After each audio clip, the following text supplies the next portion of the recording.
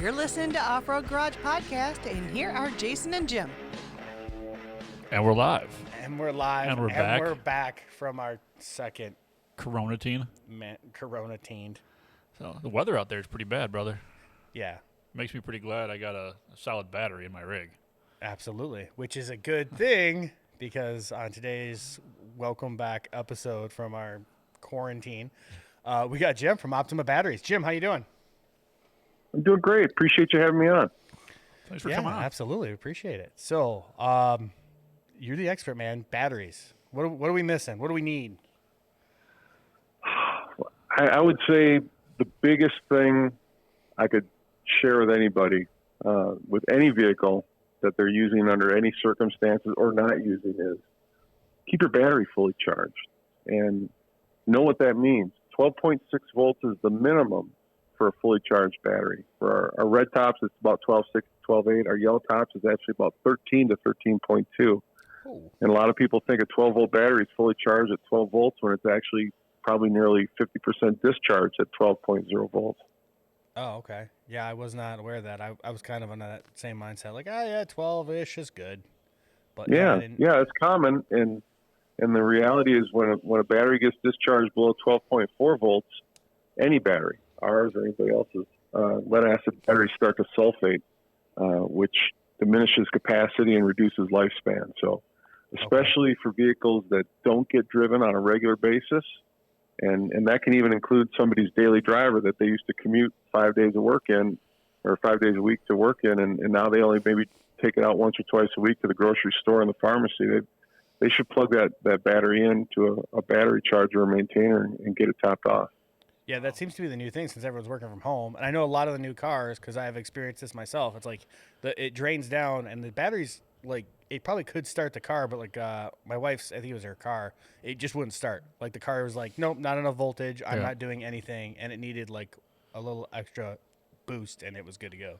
One of those jumps where you barely touch the cables and it starts. Yeah, it just needed to see that extra power. So I see what you're saying there with the make sure your battery's fully charged. That's key, especially if you're sitting in the garage.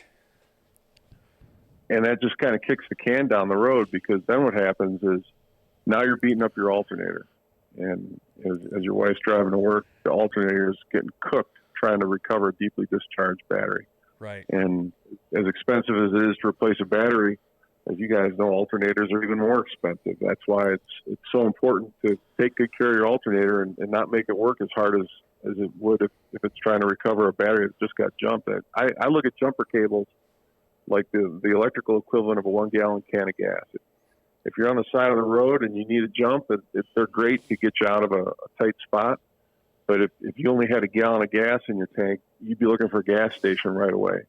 And you should have that same mentality if you get a jump start. You should be looking for a way to charge that battery right away and not like driving it around at highway speeds. That's not going to get it done because what will happen is someone will get a jump started, and they'll get to work, and then they'll sit at work for 8-10 hours and then come outside and they won't start again.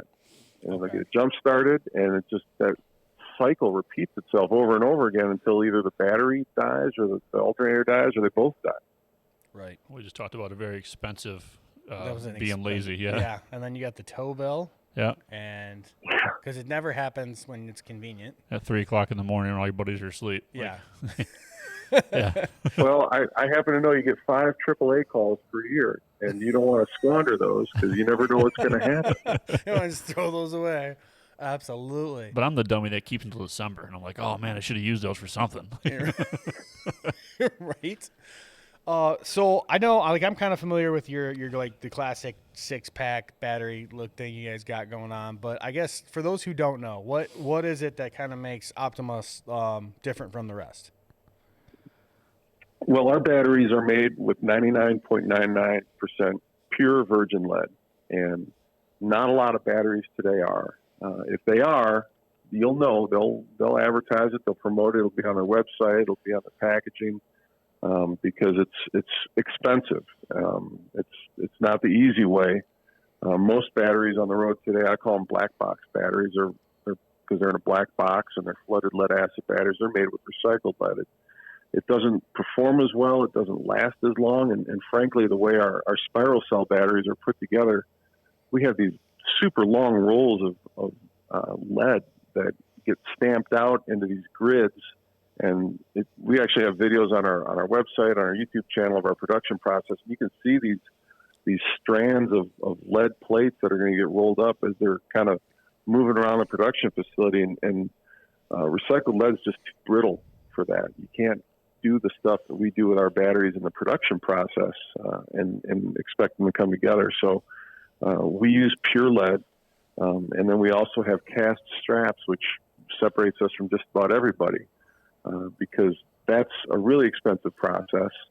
Most batteries have what we call tombstone welds. They're just kind of like spot welds that connect the 6 cells inside a 12-volt battery together. And what we actually do once we get our cells into our batteries, we flip them upside down. And again, we got these videos on our YouTube channel, Optima Batteries, and our website. You can watch it. The batteries actually get turned upside down and dropped in this cast that has molten lead in it, and they cast the straps on there. So what ends up happening is these cells are connected with these robust cast straps that are far more resistant to damage from vibration, and they carry a lot more current. That's what I was just going to ask if that was like, because I know that's a big deal, like you said, with those standard, like the black box batteries you talked about, and about, you know, the vibration, and especially like a harsh environment that the off-road industry kind of puts on stuff, if that's, you know, a big difference. But well, yeah, you know, answered that. Yeah, it's the off-road industry, but, you know, well, one anything, of my favorite, if anybody has a boat, nobody's spending big dollars for air ride suspensions on boat trailers. And you go over railroad tracks and some intersections with those boat trailers, and they're going to be bouncing all over the place. Even in my backyard, I've got these like sand hills from these moles that pop up in my yard, and they leave bumps all over the place. My boat's bouncing around the trailer like crazy at 5 miles an hour. So right, it's actually, I don't know if you guys are on Instagram much, but Haulover Inlet is one of my favorite follows on Instagram, and it's an inlet down in Miami. And it's just so much fun to watch all these different boats trying to get through that thing because there's like it's like a rapid river current with like 3 or 4 foot waves in it, and some you know people what? just I think fly I have through. seen one of those videos. Yeah, you probably and you know you've probably seen those videos around. I mean, that's a tremendous pounding on the batteries that are in those boats, even the big 40 footers. Yeah. So batteries take a lot of abuse in places where people may not even give it much thought, but those cast straps, it's like imagining a connection between 2 swimming pools, and it's either you're connected with the tombstone welds, which is like a garden hose, or you're connected with the cast straps, which is more like a fire hose. So the current can travel in either direction much better. So our batteries can recover from discharge much quicker, and they can deliver a lot more current in short bursts than a lot of other batteries. That makes sense. Yeah. It makes it a lot more versatile for all the stuff that we do as far as like winching and extra lights and sound systems and whatever else you put in your rig if it's going to keep the power coming. Yeah. That's critical. But I will say there's a downside to it as well. And the downside is our batteries aren't that smart. They're basically a box of energy. So if your wife's Jeep has a sub in it that some mouth breather wired together at a stereo shop and forgot to make sure that it turns off when the ignition turns off and the sub just stays on all the time, or even if you did something that you wanted to do intentionally, like you got an alarm system that draws current all the time, our batteries will keep delivering current way beyond their specified ratings because they have very low internal resistance because of the pure lead, the cast straps. So a typical flooded battery will stop delivering current around 10.5 volts. Okay. There's just too much internal resistance. Ours, we have sponsored tournament anglers that'll come off the water, and their batteries on a windy day with a lot of current, they might be discharged down to 6 or 7 volts on their trolling motors. Okay. So they'll get really deeply discharged, and that can create problems for folks. And other batteries can get like that as well. But the problem comes in when people try to charge them. I was just going to ask that if that was an issue, because I believe it was like. It's been a while since I've kind of had, to be honest, I had one of your batteries, and I'm looking to get kind of like, you're really selling me on getting back into it. But that was kind of, wasn't that one of the first kind of issues was the charging them. And I think, like you said, once it gets to that really like worn down state, Was there like issues with charging? Don't you need a special charger, or how does that work now? So there's a lot, when you're the biggest name in aftermarket batteries, there's a lot of talk and rumors and this and that. And one of the biggest falsehoods about our batteries is you need a special charger. You really don't. Okay. In most situations, a regular battery charger works just fine.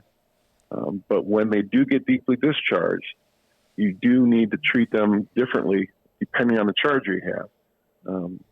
And a lot of chargers have basic safety circuitry built into them that if a battery is discharged below 10.5 volts, they either won't deliver current at all, or they will start charging, but if they don't see voltage above 10.5 volts within like a minute or a minute and a half, they'll just shut off and they'll throw a fault code.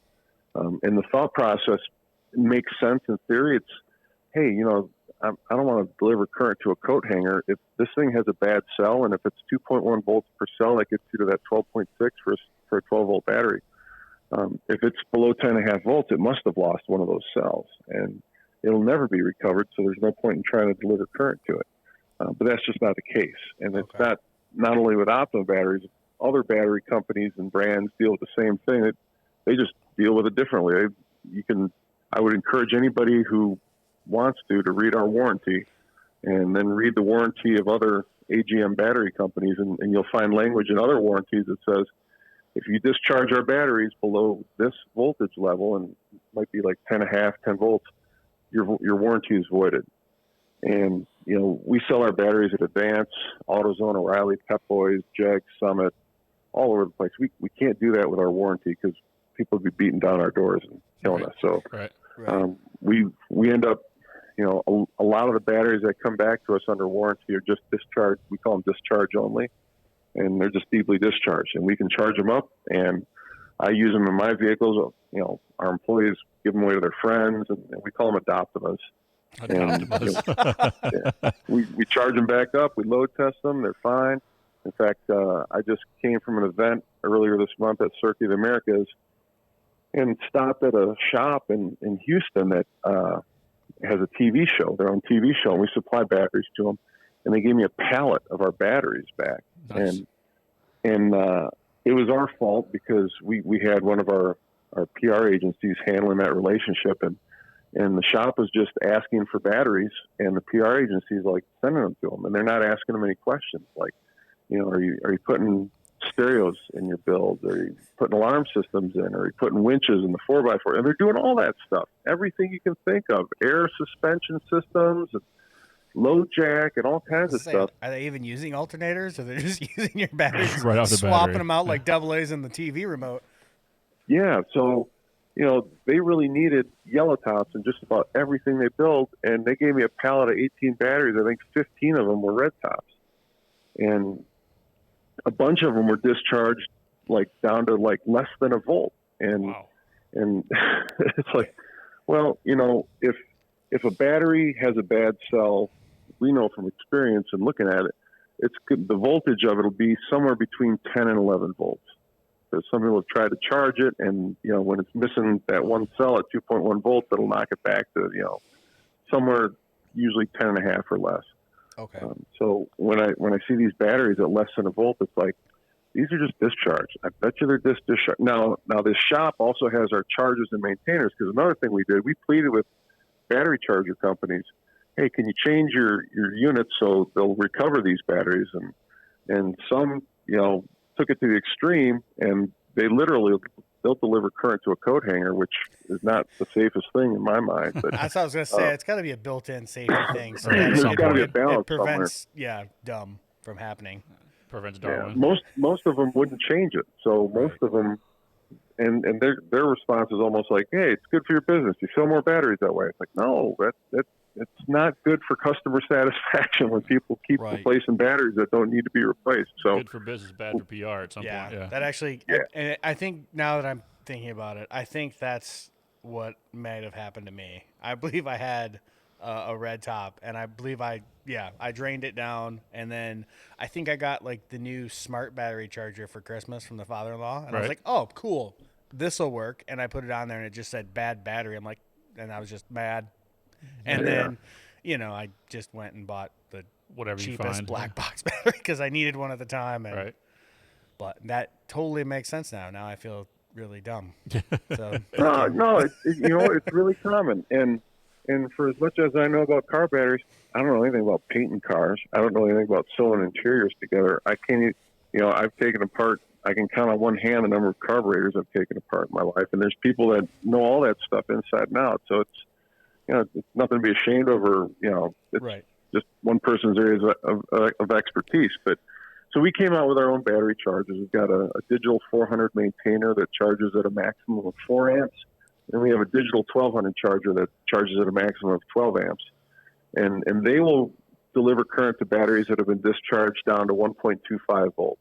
So that's pretty low. That's like a double A. Yeah.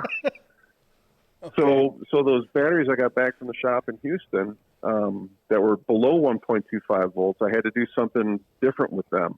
What I did was I took a set of jumper cables and I connected them positive to positive, negative to negative with the deeply discharged battery and then a battery that had known good voltage. So what happened was our charger sees the voltage in the good battery and it delivers current because they're connected. It'll deliver current to the deeply discharged battery. And then once it gets above 1.25 volts, I disconnect it and then charge it the rest of the way. Now the batteries get pretty warm when you do this, and that's okay. It's not necessarily recommended.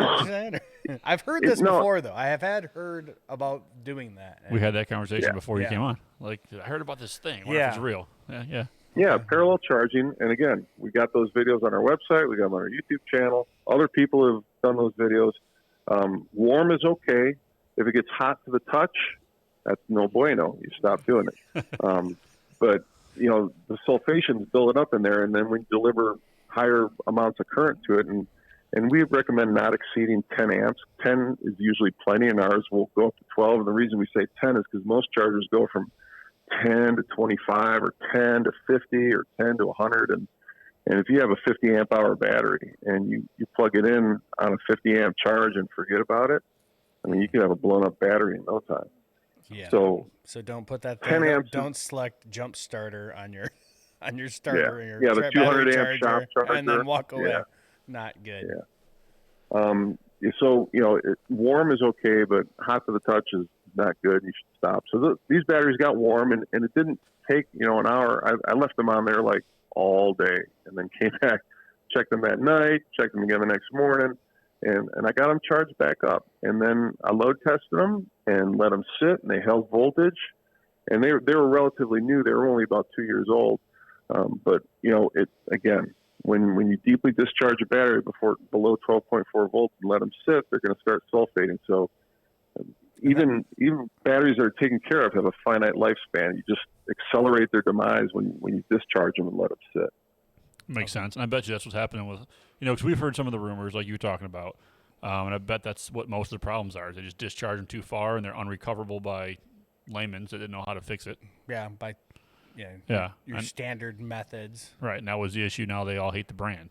Right. I can see how that's easy to do because, I mean, you're going a little bit of the higher end. You expect a little bit more, and then all of a sudden you're like, oh, how could this be? And it just makes sense now that it's right. You're paying for a lot better material, and it seems to survive that better. And it's operator error on 95% of the problems. Yeah. And you hop on the internet, and I'm still looking for the people that like to be wrong. Everybody likes to be right, and nobody wants to hear that maybe they're not doing it right. And there's no license you can revoke either. Is the unfortunate part. Like you can't. No. Your internet battery knowledge license removed. Yeah, should be. It's tough to have some of these conversations, especially like with guys with diesel trucks, and they're like, "Yeah, one of your batteries went bad," and then I kept alternating them, because one would go bad and I'd have to replace it, and the other would go bad and I'd have to replace it. And I have to have this conversation where I explain there's 3 different ways that batteries differ from each other. And one of them is obviously the size of battery. Some batteries are physically bigger or smaller than other ones, but also the type of battery. So if you have a diesel truck with 2 batteries, don't put a flooded battery in with an AGM battery because one, as I already mentioned, has much better flow than the other. So one's going to get overcharged and the other's going to get undercharged. And then one's going to wear out faster and then the other's going to wear out. Oh, so they're like And then the completely third, fighting each other. Yeah. yeah, Yeah. yeah, the third is age. So as batteries age, the internal resistance builds up, and they act like smaller batteries. So it takes longer for them to get a charge. So if a guy has two batteries and he replaces one, and the new battery is has low internal resistance, it's going to get overcharged constantly, while the older battery gets undercharged constantly. And it's just a recipe for failure that's going to keep going until you get a matched set. Right. No, it totally makes sense now. Man, So- I'm so glad we got you on. So he's dropping some knowledge that I don't know if everybody understands. He's talking AGM. He's talking flooded. Can you explain these things? We've got people on here that build their own rigs from the ground up, and I've got listeners that just bought a Jeep a couple days ago. So Sure. they might not know what that means. So a flooded lead acid battery has plates that hang in a solution of sulfuric acid. And if you shake them, and it's typically a black box battery, you can actually hear it sloshing around inside. Right. And an AGM battery stands for absorbed glass mat. And that electrolyte is absorbed into the fiberglass matting in between the cells. And so there's actually a lot of people that confuse AGM batteries with gel batteries. And gel, there's like a silica gel where the electrolyte's in the silica gel. And the only thing I really have to say about gel batteries is the next time I see one in a car or a truck or a Jeep, that'll be the first time. Okay. Because they're typically in standalone power applications. And that was another issue that we had with some of these battery charger manufacturers. They don't make it any easier because they have these settings on their chargers that say gel/AGM. And it's like, well, hold on. See, these gel batteries have a very narrow charging parameter, and that may not fully charge a non-gel battery and could mess it up over time. So we tell people if they have a gel/AGM charger setting, don't use it. Just use the regular, use the deep cycle, use any other setting than the one that says gel anywhere in it, because our batteries are not gel batteries. The absorbed glass mat batteries are sealed, and actually most of the flooded batteries are sealed in the sense that you can't add electrolyte to them. Like the older batteries used to have caps where you could open them up, Yep. put distilled water in. Most of them are sealed now. But these absorbed glass mat batteries, it's absorbed into the fiberglass matting. It's either in a spiral cell, like our traditional looking batteries, or the flat plate batteries have flat AGM absorbed glass mat separators in between the positive and negative plates. So you can't add electrolyte. It is what it is. So that's the difference. Now the great thing for Jeepers is the absorbed glass mat batteries are spill proof. So if you go up on your side, and I was out at Sand Hollow at Trail Hero last month with Larry McCrae doing some stuff that had me puckering, but I trusted him because Larry knows what he's doing. You can drive it on the side, you can put it upside down. It's not going to spill acid all over the place, Which is and always you a bad might not thing. have that luck with a flooded battery. So a lot of the folks in the off-road world like them because of that. They're sealed, and not just ours. Other people make AGM batteries as well. And that sealed design makes them a lot safer for batteries that might end up on their side, or in a custom application, somebody might not have the space to mount it traditionally. They might want to mount it on their side, and then they don't have to worry about it leaking. When I've seen a fair number, especially for the Jeep TJs, where they mount dual batteries under the hood, but they're both mounted on their side with the post facing towards the headlights. Yeah, just to save space. Yeah, to save space. Instead of having two batteries in a 24 by 24 footprint, they're all in the same 8 by 12 footprint. Yeah. Which is vertical. Yeah. So that Yeah, gives it you that happens option, yeah. all the time. I Yeah. kind of like that setup also for safety-wise. So when you smash the hood down onto the battery, it doesn't, Arc. weld itself. Yeah. Bad things happen. Flame things happen. Cool. And the reality is, a lot of these newer vehicles have start-stop technology, which if folks don't know what that is, it's basically like a gas-powered golf cart. When you pull up to a stoplight and you press on the brakes and the car stops, the engine will shut off, and then when you press the accelerator, the engine turns back on again. So a battery in one of those cars has to start the engine thousands and thousands of times more than a traditional flooded battery would in a car that you just start once when you go somewhere and then shut it off when you get there. And between the start-stop and OnStar and integrated car alarms, and some vehicles have Wi-Fi in them now, they'll and TV monitors everywhere. The electrical demand is just off the charts. And Optima is owned by Clarios, which most people aren't familiar with because it's a made-up name, kind of.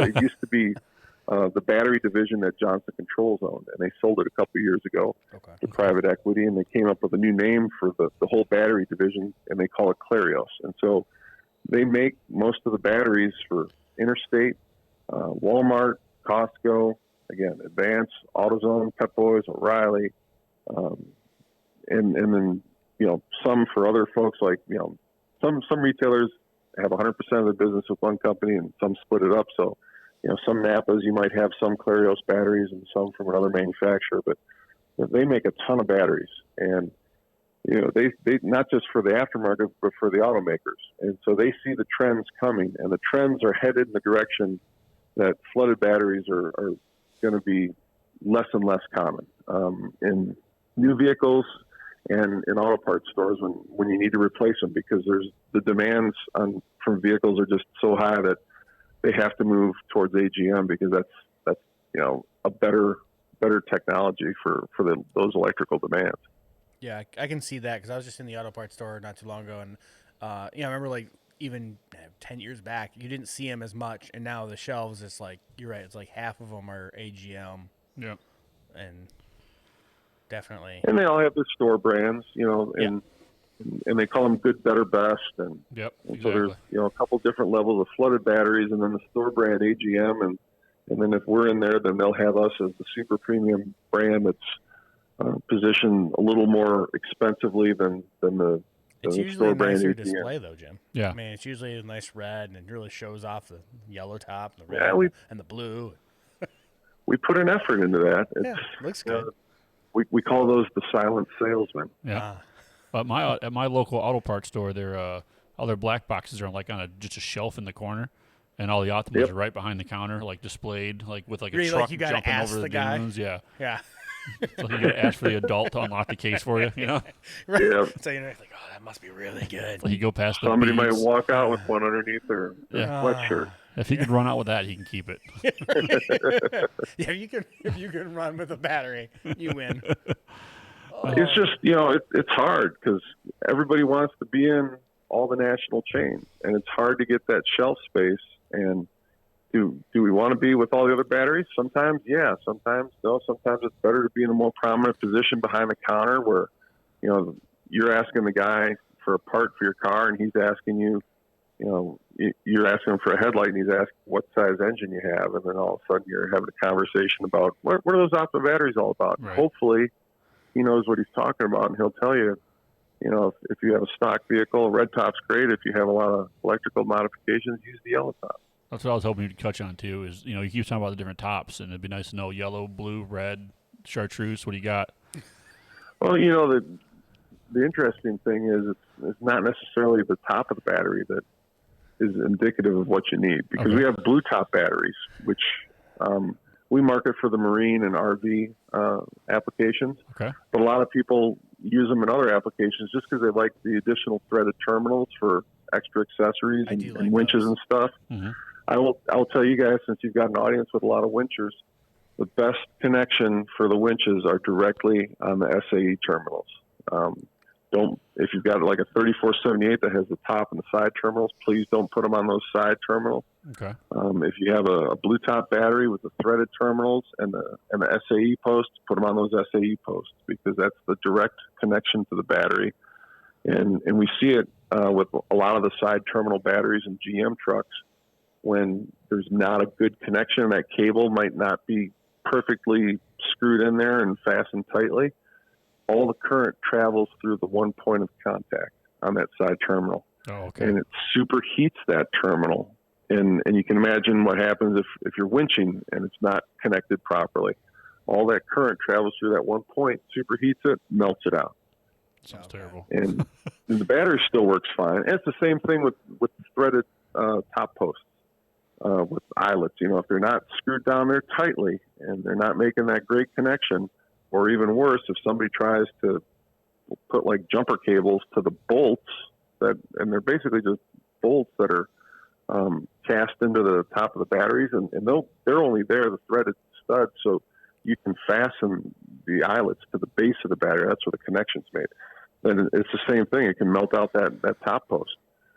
So those SAE posts are the thickest, most robust, most direct connection to the battery. So that's where we tell people you got to connect them. But it's the cases of our batteries. All the blue tops have light gray cases. All the yellow tops have light gray cases. There is one blue top, the 34M, that has a dark gray case, and that's basically the marine version of our red top starting battery. Okay. And then all the red top batteries have like black cases or really dark gray cases. So the dark cases are the ones for just starting, and then the light gray ones are the ones for starting and deep cycle use, and that's the way you tell them apart. Okay. Oh. Well, that makes it a lot easier. Yeah, right. Go in there and tell the color codes now. Yeah. We tried to confuse it even more. We had an orange top for a while. What? It's not quite a red top, not quite a yellow another top. brand. Yeah, another brand has embraced the orange top since we did it. But when we came out with a 34R, which is it's a Group 34 battery, it's a very common size, but the terminals are reversed because some OE applications had them reversed. We wanted to make sure people knew that the positive and the negative terminals were not on the side they were normally accustomed to. So they made the case orange to highlight that. Okay. And that didn't last very long. Now they're red tops, and they're just called the 34R, and the terminals are reversed because some of the other batteries that we have also have reverse termination. We have like a yellow top battery, a D51R, and that's basically the size battery that you'd find in like a Honda Civic. And we also have another one called the D51, and the R on the D51R stands for reverse termination. So there's a couple like that. We don't have different color cases for them. We had black tops that we produced for Ford. It was the OE battery for the GT, the original GTs that they came out with in the early 2000s. Yeah. And I've been lobbying internally for years. I said, just make a small run. Yeah. You know, the production volume of the Ford GT podcast version, I'd be okay with that. Yeah. Yeah. Well, you know, it's not like we don't have the black poly because we use it on the bottom of the cases. Right. So, you know, make the top and make a run for all the Ford GTs times 3. And they're like, well, why times 3? Because I said all the Ford GT guys will buy 2, and then a bunch of the Mustang guys will want the special Ford GT battery, so they'll buy it and they'll pay however much we want to charge for it. Right. But I can't get anybody to make that battery right now. So that's too bad. I kind of want a black top now just to be different. Right. Like, what's that? Well, it's Optima black top. Yeah, I just want I just want an R for there's that a lot 5 of guys extra that horsepower. have black tops. Oh, okay. Man, I want one And now. they just spray paint the tops. You can paint our batteries. We recommend not painting over the vent ports. That's a bad idea. And I have seen that, but That's the first I've heard a lot of the guys painting batteries. no. Let me tell you, some of the most beautifully painted batteries can be found in lowriders. Oh yeah, that makes sense. Pinstripe cells. Oh, they do a great job. that's a whole different community. But a lot of the older cars, they don't want to let acid batteries sit in acid all over the inside of their engine compartment. Right. But they want the OE, the original 60s look, and they don't want that red top or that yellow top sticking out like a sore thumb, so they actually paint their tops black. Oh, okay. I guess that makes sense. It's a whole different world, though. Just be happy if mine's actually strapped down. Like, I mean, you know, like, I'm not painting nothing. I'm throwing it in there. I'm going wheeling. You mean the pop bottle between the hood and the battery is not sufficient? It worked for a little while, and I broke that strap. Well, you raise an interesting point about the straps. Uh-oh. Because this is another issue that Science. we see a lot with folks. Don't do The battery cables do not secure the batteries in the vehicle. and bungee cords are not a suitable tie down for a battery in a vehicle because they flex, and batteries are heavy and they bounce around and they move around. So please secure your battery properly in your vehicle. What you're saying is that's bad. Very, very That's your bad. PSA for the day right there, boys. Yes. All right. Well, you're the one that talked about batteries arcing on the other side of a hood. If you're bouncing around and you got bungee cords holding your batteries in place, you might be doing some underhood welding while you're driving. Right. Well, that's, you use the strap for the battery, and that holds the 1 liter Mountain Dew bottle, empty, of course, because you don't wanna waste Mountain Dew. And then you got that air cushion. But yeah, no, I'm just kind of mad that the R type isn't like a race battery. It's just reversed. Like no extra horsepower out of it, nothing like that. You get all your No. You know, the Prius battery is the same size, and people don't realize this. Every Tesla and every Prius on the road has a lead acid battery. Okay. And they use those for unlocking the doors and all that kind of stuff. But our Prius battery is the same size as the Honda Civic battery. And we give batteries out like candy at the SEMA show because everybody contacts us throughout the year and wants us to sponsor them for SEMA. I'm building this for SEMA. I'm going to bring it to SEMA. And we've been burned enough times that we just say, you know what, we're bringing a truckload of batteries to SEMA. When you get there, come see us. We'll have the tools. We'll swap it out for you. And then we get their old batteries, so we know they're not just taking it and tossing it in their truck and saying goodbye. Put it on eBay tomorrow, yeah.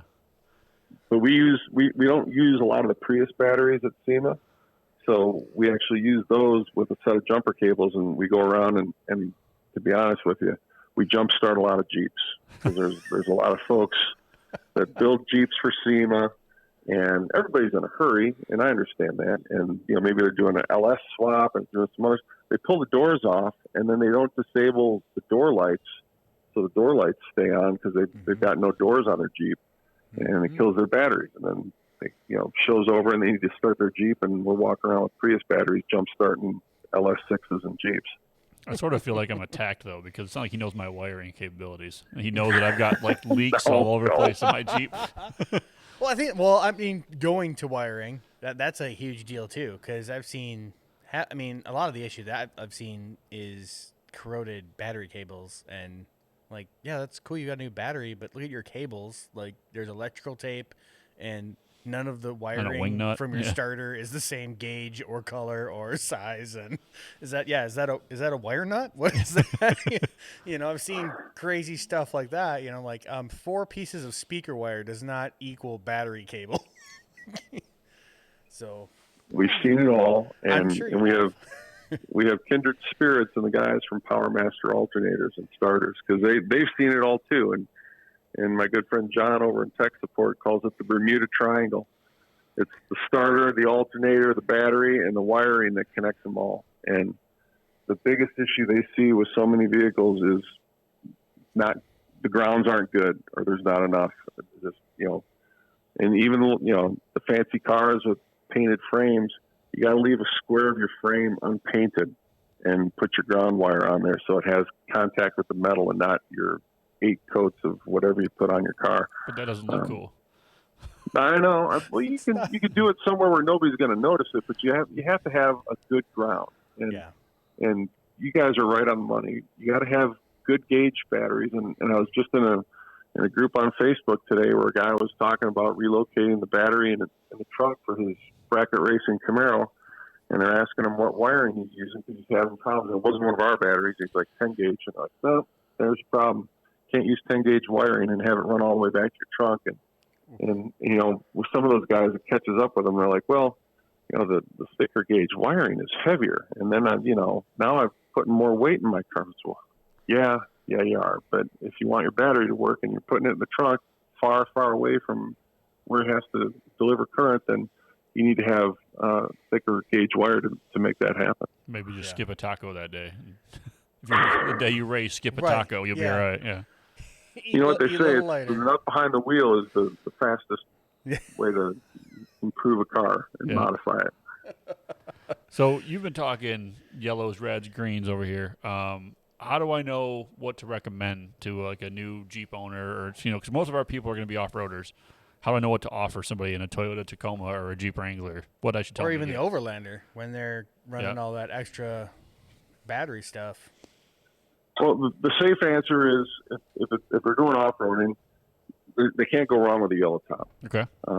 And some vehicles, and the Toyotas, the newer Toyotas still have this ability, and it's more the case for older vehicles. There's multiple sizes of batteries that will show up in a fitment guide. Like, you have your choice. And, it's cool for some of the car guys that want to go racing. They can pick the lighter battery and save a few pounds. But, for the off-roading guys, if you're a Toyota guy and you're going to be camping and you can pick between a Group 34 battery, and again, these numbers don't correlate with the weight or the size of the batteries, because a Group 34 is smaller than a Group 27 and a Group 31 is bigger than both of them. But a Group 27 and a group 35, I think, will fit in a Toyota application. Okay. And a 35 is smaller, the 27 is bigger.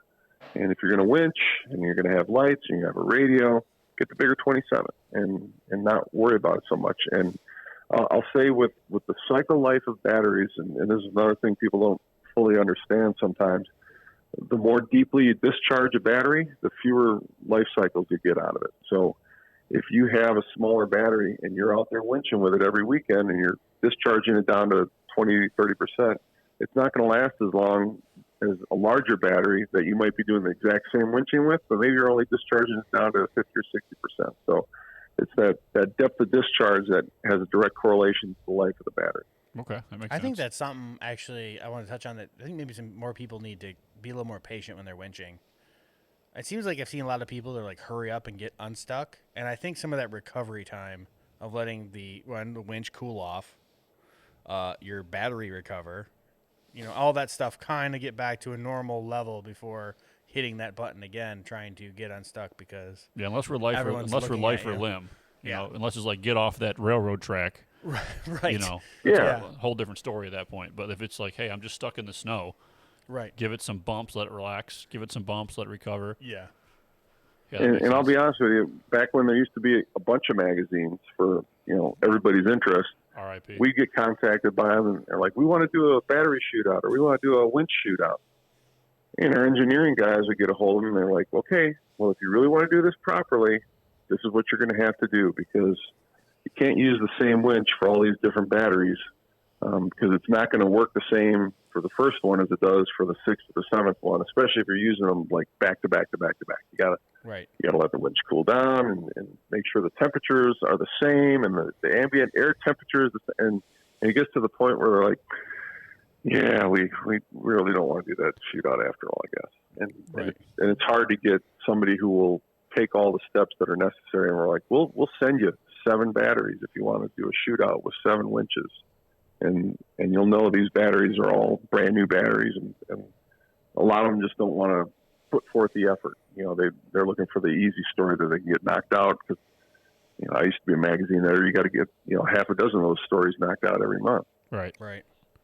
And you got to be able to sell it, make it do science within that month. You got to be able to have guys go do all that science. You're talking about air temperature, length of pull, grade, how much it weighs, whatever's going to affect performance is all got to be factored in for every one of those articles. Yeah. Are you doing it on a smooth, consistent surface that's repeatable, or are you going to do it on dirt where the first one is going to be a little rough and it gets smoothed out as each subsequent pull takes place? Right. Or the rut gets deeper. Yeah. Yeah. Huh. Yeah, the first one's hard and the last one's hard because it's dragging its pig. The ones in the middle are okay. Right. Yeah. Hey, look, we got the winner. Yeah, crazy. All right. Well, I think the last one I had. Anything? Oh, you got one more? I got questions, bro. I'm dumb about electronic stuff. We could do this forever. Oh, yeah. All right. So I'm not sure. Where's Optima at? I heard you talking about Texas. Where are you guys based out of? So the headquarters is in Milwaukee, Wisconsin. Okay. My boss is based out of Orange County, California. I'm based out of Lake County, Florida, and we were working remotely before COVID came along. It was more suitable for how we operate. We do a lot of on-site event activation. He and I were both at Trail Hero. He was at Moab 4x4 Off-Road Expo, and we're both at Circuit of the Americas for the High Performance Expo. All kinds of stuff going on in Southern California. I cover so much stuff, east of the Mississippi, so it works better that way. Our main distribution center is in Laredo, Texas, and our main production facility, which is our only production facility, is in Monterrey, Mexico. Okay. And it's been there, and it's been active since 2007. Nice. And if you read comments on the internet, it's like, Optima batteries are no good anymore because they're made in Mexico. But before they were even made in Mexico, you could read comments that people would say, Optima batteries are no good anymore because Johnson Controls bought them.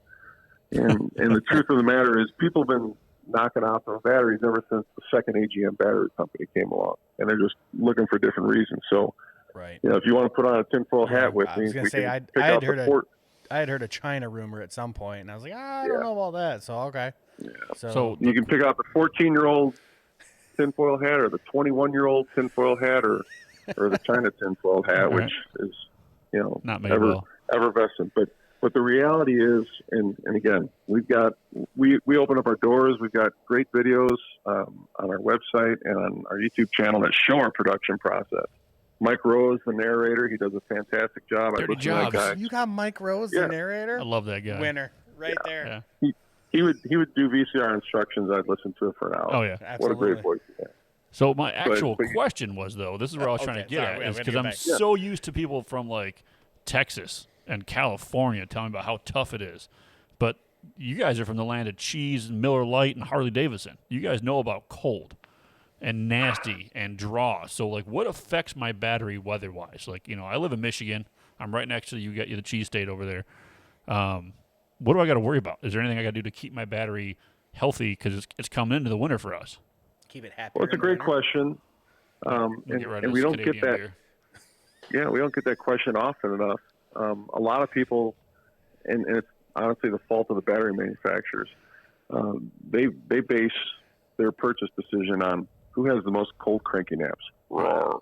The guys in Texas, the guys in Arizona, the guys that'll never see a day below 32 degrees will buy a battery based on cold cranking apps. And it's like, well, yeah, I guess that has more cold cranking apps than that one. But especially in the off-road applications, what people really should look at is this battery designed for deep cycle use? Like I'm going to winch with it, or I'm going to sit and park and drink beer and have the lights on and listen to my radio? Or is it a starting battery that's just designed to start the battery and then off you go? Because in the same size battery, a Group 34 battery, our red top batteries have more cold cranking amps than our yellow top batteries. Okay. But they have less reserve capacity, and they're not designed and they're not warranted for deep cycle use. So when people are searching for a battery, they need to take into consideration how they're going to use it and not just default to what has the most cold cranking amps. And that does indicate, a physically larger battery in a lot of cases, not all the cases, but they need to look at the reserve capacity and understand if they have a deep cycle application. So, the cold weather comes around, and that's where the damage that has been inflicted on batteries really shows up, because the oil's thicker, the engine doesn't want to turn over as fast. It's hard to start, especially the diesel engines in the wintertime. And lots of people have engine block heaters. I had one in my Excursion. In fact, I think every vehicle sold in Wisconsin, I have a Ford Flex that I bought in Wisconsin. That has an engine block heater that I didn't even realize until I saw a cord hanging down underneath the car one day. Wait, with, what is this? two of the things already ground off from the road. It's like, oh, I guess I had an engine block heater on this car. Let me just snip this cable. Don't need this anymore. We're in Florida. Yeah. Right. So the battery damage really gets inflicted in the hot weather. So it's those hot summer months, and you talk to people that live in Phoenix or South Texas or South Florida, and they'll tell you if you get to 5 years on a battery, whew, you're really doing great. And the people in the upper Midwest are like, I can get to 5 years on a battery. That's not a big deal. But it's the heat that really beats them up, and then that going from the hot to the cold, that's where it draws it out. So battery companies know this, and you wouldn't think they'd be that dialed into the weather, but everybody seems to have people that are experts in predicting when that first cold snap comes, and they work in logistics, and they're doing their best to make sure all the retail outlets have plenty of batteries when that first cold snap hits, because everybody and their brother is going to be trying to buy a battery, and if the shelves are empty, then we lose a lot of money. So it's the heat that does the damage, but the cold weather that brings out the damage. But I want to go back to the factory in Mexico. Okay. If I could for a second. Yeah, absolutely. I'd love to have people watch the videos and see the production process. It's really a highly automated production process, and we have great employees down there, but their main function is checks and balances. They're checking tolerances and double checking all the possible variances there could be in the production process of making sure all the machines are working like they are. But the reality is, before they were made in Mexico, when they were made in Colorado, machines were making them there. And it's the same Swiss-made machines that were in Colorado that were designed in Switzerland that are making them down in Mexico. And really for the consistency of the product. And I've been in regular flooded battery production facilities, and they insert the cells into the case by hand. You can do that. You can make a battery. It can do okay, but you can't insert the cells under pressure into the cases in our batteries without using automation. You can't do it. You can't physically put them in under that pressure without bending the tabs that are eventually going to have the cast straps put on them. So it's really a highly automated process, which significantly reduces variation and increases the consistency in the product. And they're measuring in parts per million the errors, and they're measuring in fractions of a decimal point and millimeter. The tolerances are so tight. It's mind blowing. And we brought down a bunch of our brand ambassadors literally right before lockdown. We had Vaughn Gittin Jr., who just won the 2020 Formula Drift Championship last weekend. Okay. Nice. We had Mike Dusold, who won our Ultimate Streetcar twice. We had James Clay, who drives for Bimmer World. We had Tim Berisha, who just set a record for land speed racing in a Porsche, and then Mike Weiss, a Mercedes guy. Took them all down there, gave them a tour of the facility. Edwin Evers, our sponsor, Bass Angler, was down there, and they were blown away by it. And some of those guys are really, they have businesses like Mike Weiss at WiseTech, where he builds components for people that have already spent six figures on a Mercedes, and he's added the 200 or 300 horsepower to it, and he's got to be right on the money because they're spending a bunch of money with him. Yeah. And he was, Dude, that's awesome. Guys like him, they're blown away by our production process and how into the weeds our people get on making sure everything is exactly the way it needs to be. But that's not going to stop people from having battery problems. And right. It doesn't mean our production is 100% flawless, because we're gonna kick out a dud every once in a while. Everybody does. When you make millions of anything, right, you're gonna have some not gonna work out. But a lot of the issues that people have can be traced back to how a battery is used and how a battery is maintained. And that's not just for Optima. That's for any battery brand out there. And people they don't make Optimas the way they used to. They don't make that brand or that brand. They make them better than they ever have before because they have to. Vehicles are more demanding than they ever have been before. But the reality is, battery technology has not kept pace with the demands that newer vehicles have placed on them from an electrical perspective. So people are going to have more problems with their batteries if they don't maintain them properly, because the batteries are having a hard time keeping up with what people are asking them to do. Right. Makes sense. Yeah. Well, I've learned a lot. I've learned a lot. I'm like, till they dismissed all the rumors I'd heard and all the things, and I'm like, oh wow, yeah. I'm gonna go home and check all my batteries that have been sitting and see where they're at. You're gonna look at me like, that one looks like it needs to be we're not replaced. done. There's more, fallacies and urban legends we can cover off on. How about the piece of wood underneath the battery when you store it? Right? You heard that one before? I haven't. That's discharged it, right? You can't put it on the cold concrete because the earth 'cause draws the concrete power leaches right out of it. Yeah. The gnomes come and steal your power. No. That was based on actual legitimate science when it first came out, because batteries used to be made out of wood. They had glass jars and wooden cases. And if you set a battery down on a concrete surface or any other surface that might get wet, then the wood absorbs that moisture and expands, and it cracks the glass jars inside the case and wrecks the battery. So, but at least that none was of us based are on using science. wood. Yeah. So none of us are using wood batteries anymore. We're all using polypropylene batteries. I'm gonna go check and you mine. can set them on concrete. It's just fine.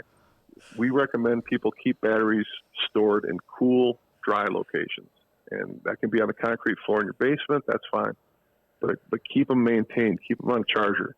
You don't have to tape a penny to the top of them to ward off corrosion. Have you heard that one? Yeah. Yeah. You don't have to do that. Dismissed all my gnomes now. What's They're that? not gonna come That's steal a my sacrificial power. piece, right? Penny or a piece of zinc, so it would corrode first. Oh. So those green and red donuts that people put on the terminals. Yep. Yeah. The fuzzy to ward felt off thing. the corrosion snowballs that you see pop. You don't need to use that on our batteries. You can use that on flooded batteries, because you'll get that on a flooded lead acid battery because they'll leak around the terminals. Ours won't. So you don't need to worry about that. Some people will say, if you're having trouble with your battery, just drop it from about 3 feet, and that'll break up the sulfation. Please don't drop your battery from any distance. It sounds amazing. That's a terrible, terrible idea. I've I'm not telling you anything that I haven't read online, posted by somebody who's trying to offer somebody else legitimate help. There's things I can't even tell you because they're so dangerous, and you can imagine what they would be involving a battery. Are you sure it has voltage? Here's an easy way to check. No, please don't Throw do a that. wrench on it. Yeah. Yeah, if you touch a wrench from one post to the other, you'll know if it's good or not. Yeah, please, Real under no quick. circumstances, don't do that. Oh, So, yeah. it's fun enough when, and that's one of the reasons I don't wear a wedding ring, because I've seen my grandfather and his ultimate car wisdom go from one post to the other with his ring in between the wrench and the post. Woo! He said a lot of words. Yeah.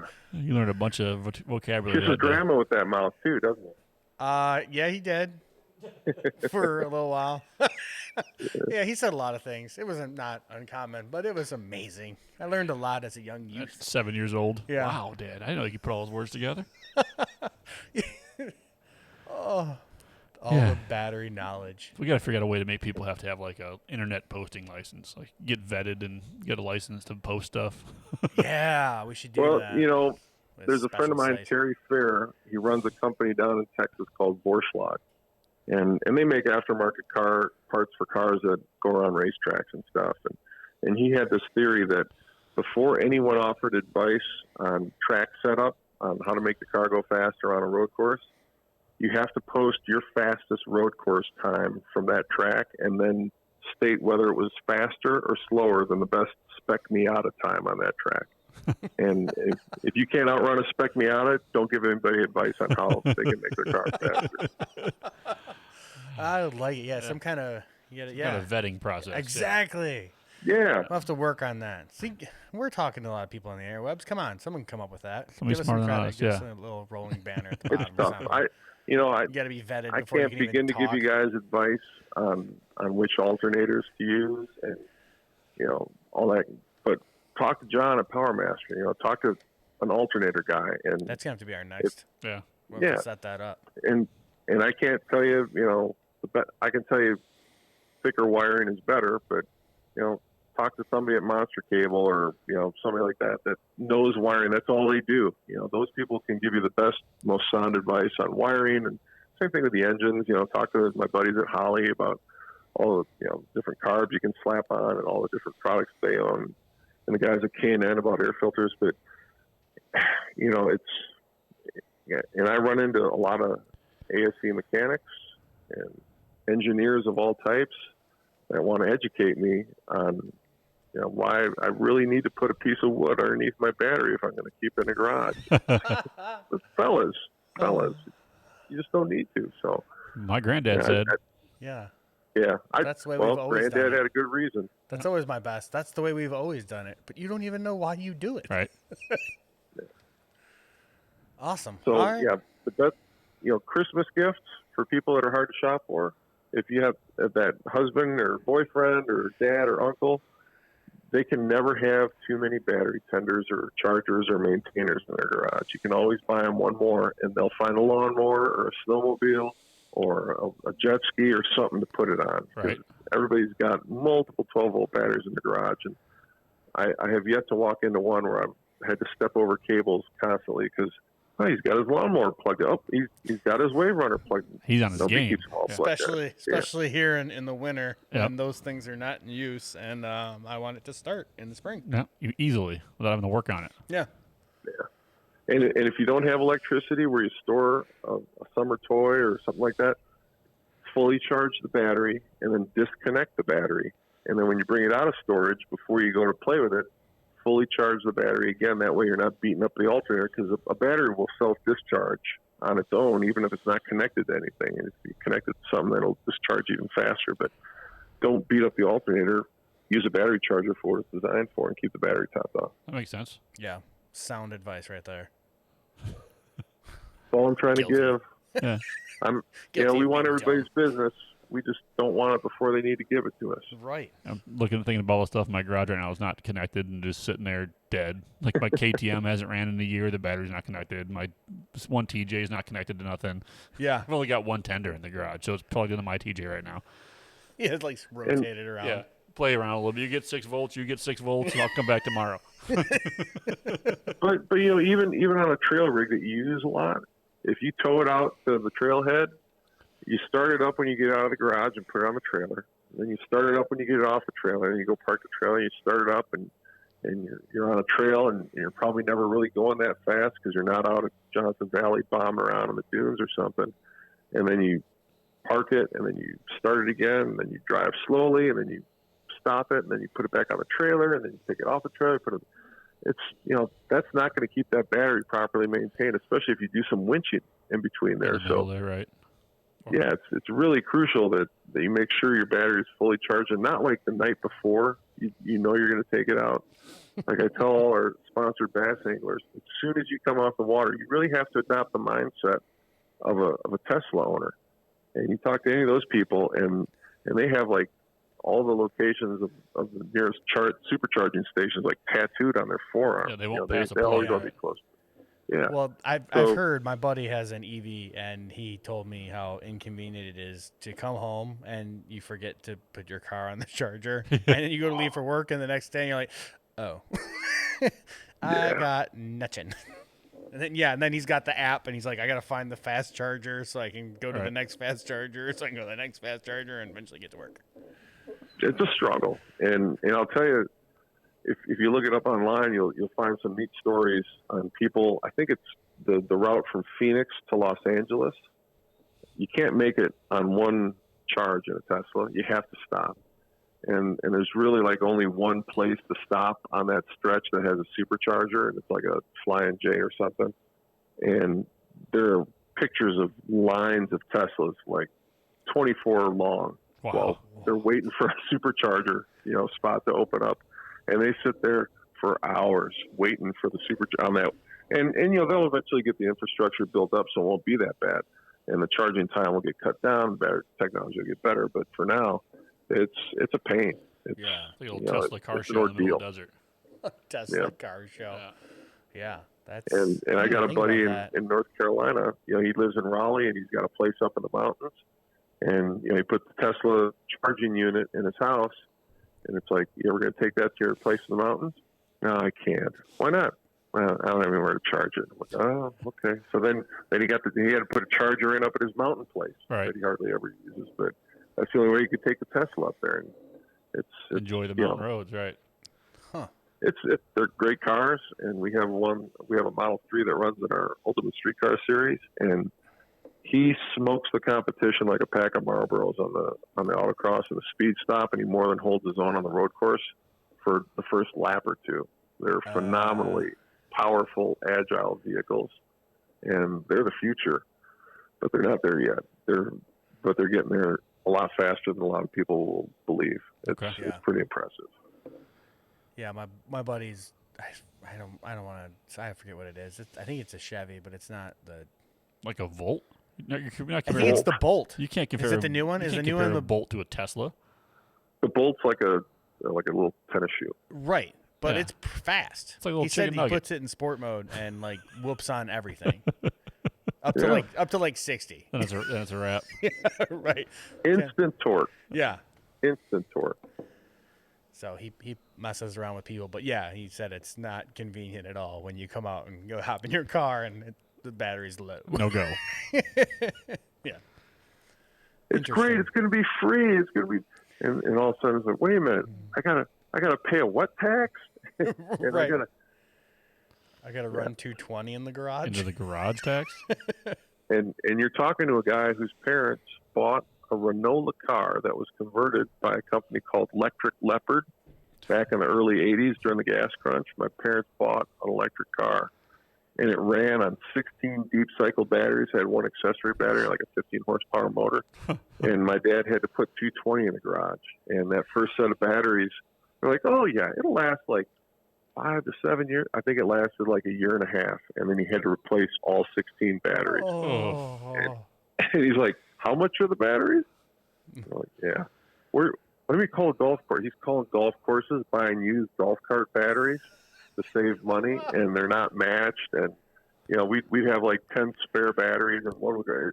All the stuff I'm telling you guys, like, don't mismatch your batteries, and Yeah, People don't believe. miss. We didn't do any of that 10 stuff, of and them. I'm out there putting electrolyte into them, or distilled water all the time to top them off, and it was a mess. And it had like it didn't have a defrost. It had a floor heater that killed the range on it. And so you turn that floor heater on, and You can be your warm, you can go 35-mile places. range goes to like 5 miles. And so it was awful. You want to be warm or you want to go Technology has someplace? Yeah. Yeah. Oh, Come a long that's way horrible. since the Renault car days. Yeah, sounds like it. Oh. So I guess the last thing I've got is how can people find you? That's always important. We put our 800 number, 888-8 Optima, on every battery we sell. Okay. I think our website is on there, and if our email address is not, it's info@optimabatteries.com. So if somebody has one of our batteries and have problems with it, look at the label, give us a call, track us down. Our website is optimabatteries.com. We're on most of your popular social media outlets, Facebook, Twitter, Tumblr, Pinterest. We actually have a pretty good following on Instagram, YouTube. Optima Batteries are all those places. Okay. And if we're spending our money wisely in search, if you just search Optima Batteries on Google or DuckDuckGo or Yahoo or somewhere, it should bring up our website and how to track us down. Outstanding. Fantastic. Would you? I guess going over all this, I think it's probably recommended to just, if you're having trouble with your Optima battery, just kind of get on the tech line and Don't go on the internet confirm. first. Yeah, don't go to the local auto parts. Don't go to Reddit. and have the 17-year-old take the tester out and be like, "Oh, no, it's bad." Like, yeah, okay. We used to hear these things, like they used to sell Optima batteries at Sears locations, and then they stopped, and the guys behind the counters at Sears like, yeah, it was this reason, it was that reason. Like there's a million reasons why they sell batteries at a place and then they stop selling them, and like they had our batteries at a particular big box location that we didn't really want it at.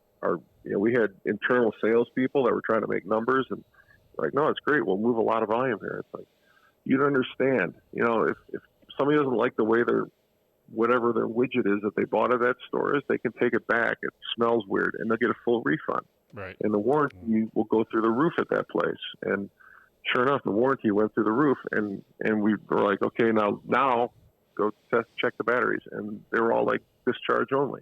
Right. So they were giving away warranty batteries like candy, and it's like, okay, yeah, we're not really making any money with this customer, so let's stop selling there. And that wasn't the case at Sears.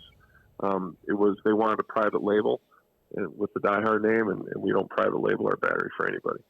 So we lost that business for a while, but I think they're selling them on Sears Online again. But Sears is kind of on the way of the dinosaur anyway. Yep. Sears are no longer here in Michigan that I can find anyway. Not an actual retail store. Yeah. And have you seen those 20-volt Craftsman wrenches? They're almost given away at Home Depot. I think they got like 2 packs for $99 or something. Okay. Yeah, who is it? Yeah, someone bought the actual tool brand. I see them at Ace all the time too. Ace, I think you got them at Menards, Lowe's. Craftsman is, the Craftsman brand is everywhere now, and then the Die Hard brand, I think Advanced Auto Parts maybe has it. Okay. Yeah, I think so. And they're selling them through there, but you might, if there's Kmart's left, they might be selling. I think I've seen Die Hards at a couple different retailers. Advanced might be one, but there might be some other ones. I don't want to throw Kmart out there if it's not them for sure, but I'm down in Florida now. They got like Rural King and Tractor Supply down here. They don't have any of that stuff in the north. They got Fleet Farm and Farm and Fleet and that kind of stuff. Right. Huh.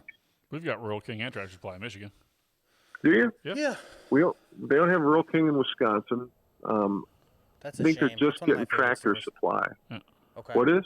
Rural King. Love that place. It's one of my favorites. It's just such a combination. Is it well of lit everything. where you're at? Oh yeah. Like the lighting inside? Because the one I go to down in Florida seems kind of dark.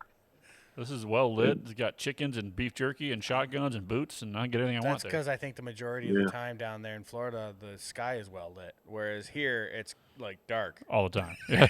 So everything to us is pretty well lit inside. You guys don't have Fleet Farm over there, do you? I don't. No, I've never think seen so. one of those. No. So they've got Farm and Fleet Farm, and I'm actually friends with the guy who used to own Farm and Fleet. And the rumor in Wisconsin has always been, oh, it was feuding brothers and blah, blah. It's not feuding brothers. So we'll dispel that rumor for all your listeners. Nice. I like that. Extra info. Two different. It was the Blaine family and the Mills family, and they were actually friends, and they vacationed together. But they kind of carved out different parts of Wisconsin and Illinois and maybe the Upper Peninsula and Minnesota. And I think Fleet Farm does lumber, but Farm and Fleet doesn't do lumber. But they both kind of they're like Rural King. If they ain't got it, you don't need it. You need underwear. We got that. You got toothpaste. Shotgun shells. The basics. Yeah. Right. Yeah. So yeah, I like Fleet Farm and Farm and Fleet quite a bit. I enjoy going to both those places because it is kind of that one stop we can pick up the horse feed, and I can go over. Do they have any ammunition? No. Again, they never have anything. Right. They never have. They never have what you need. Right. They got plenty of bird shot, but they don't have any of the handgun ammunition. It's always reason to buy something new, I guess. I can't.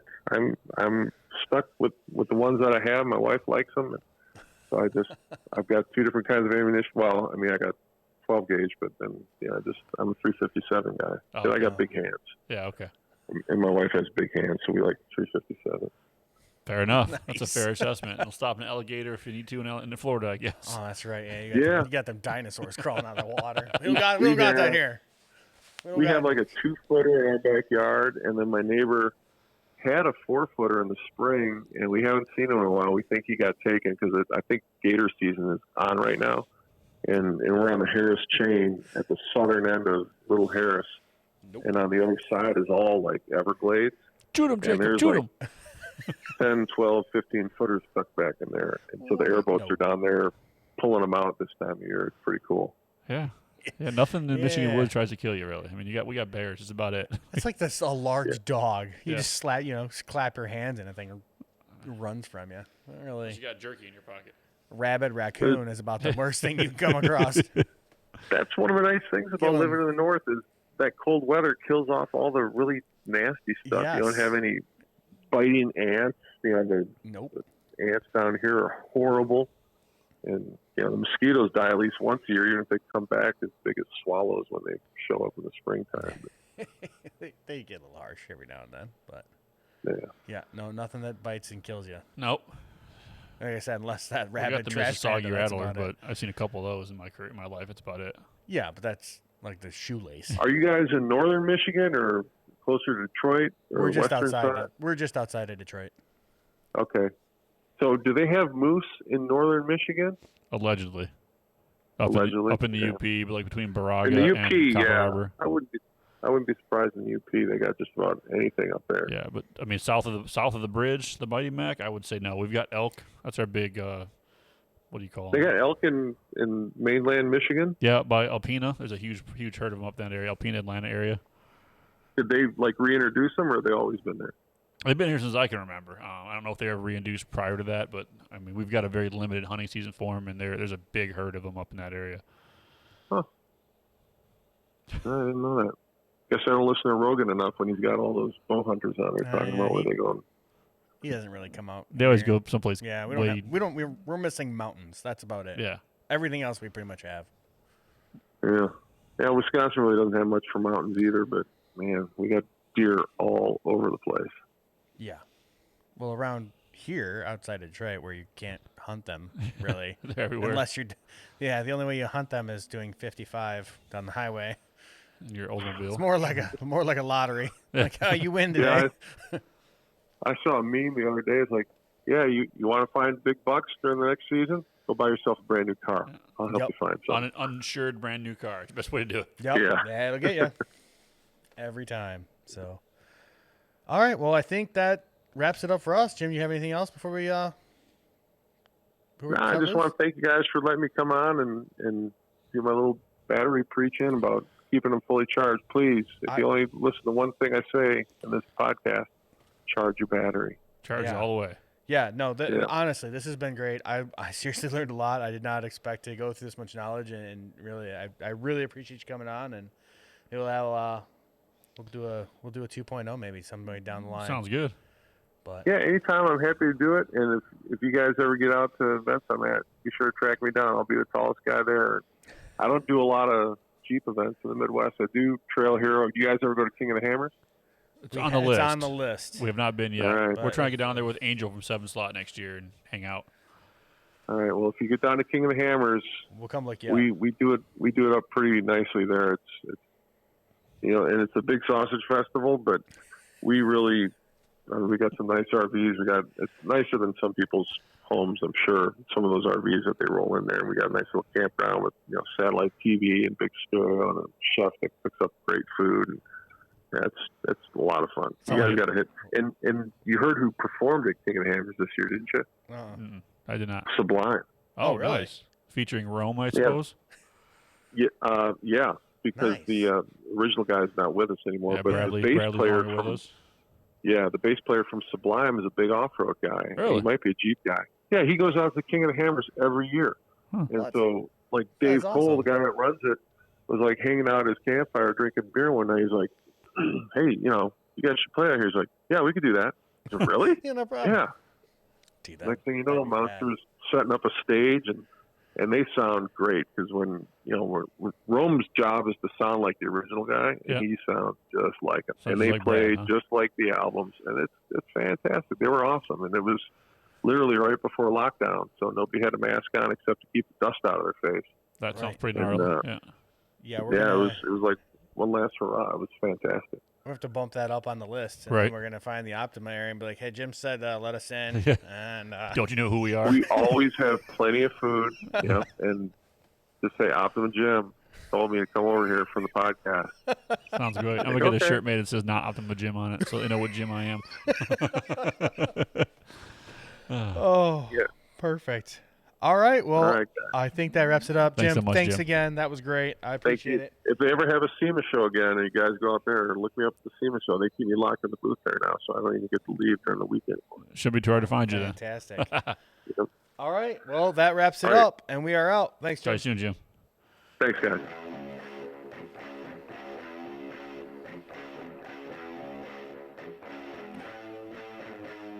Bro.